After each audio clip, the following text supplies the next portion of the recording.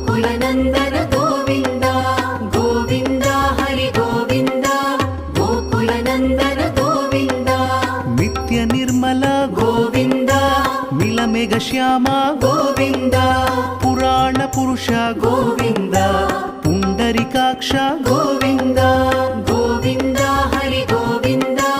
गोकुलनन्दन Govind Govind Hari Govind